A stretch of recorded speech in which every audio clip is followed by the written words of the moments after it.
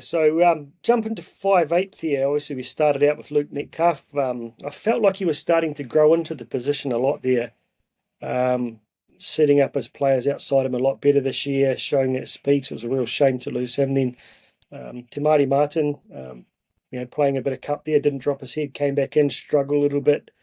But man, hasn't he grown over the past couple of weeks? That young fella, Chance Nickel Klukstad, young up and coming 5'8".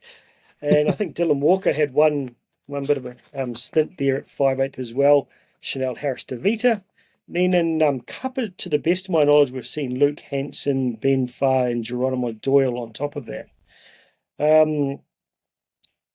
Again, everyone fit and ready to go tomorrow, including Luke Metcalf, who's your 5'8" to play the Cowboys, assuming SJ's fully fit over his pec and over his leg, and likely to start at 7. If everyone's fully fit, I would probably lean towards Metcalf.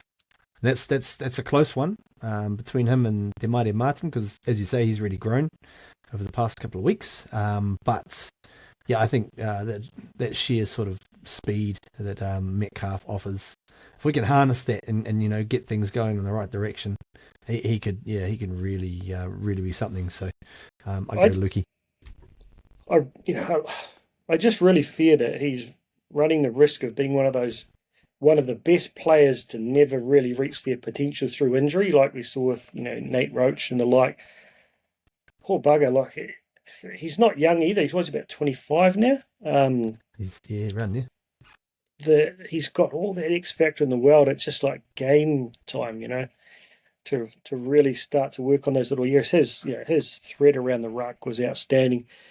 I tend to agree. I'm a big fan of Chanel, but I think he could bring more at 14 than who would have to play at 14 if we did play him at 6. So yeah, I'll go along with you on that one there. What are you making of young Hanson? Panthers prodigy, by all accounts, best mates with Jet Cleary, and a big part of the reason why he signed to come over. I see. Okay, starts to become a little bit clearer now. I've seen the progression in Luke physically. He's another one to mention, just about how he's physically grown over the past year. He's added some size to him. He's not a tall fella, but he's really bulked up and just added a lot to his frame to be able to withstand the rigors of top level footy. So he's definitely grown in the past few weeks in New South Wales Cup, having made the sort of step up. I think he probably would still qualify under Jersey flag as well. So for him to have come into the Cup team and just he definitely hasn't looked out of place, which has been encouraging. Yet to really to maybe fully take control of a game, but we'll see. I think we'll see with a little bit of confidence and just a little bit of miles under the tires. I think he could develop into something. Is he more of a 6 or a 7 in your eyes? I probably maybe look at him more as a 7. Probably like maybe a bit more like a Blake Green type of organizer, but smart, smart footy player, good solid kicking game, makes his tackles, and throws in a little bit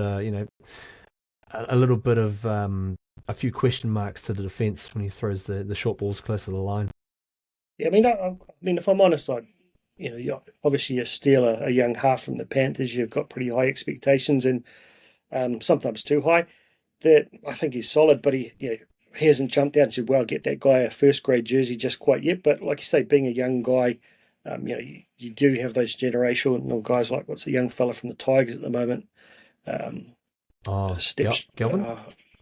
Galvin, young ass steps straight in there and just dominates. So don't think he's that guy, but 3 or 4 years of running a cup team with guys like Tamati around him.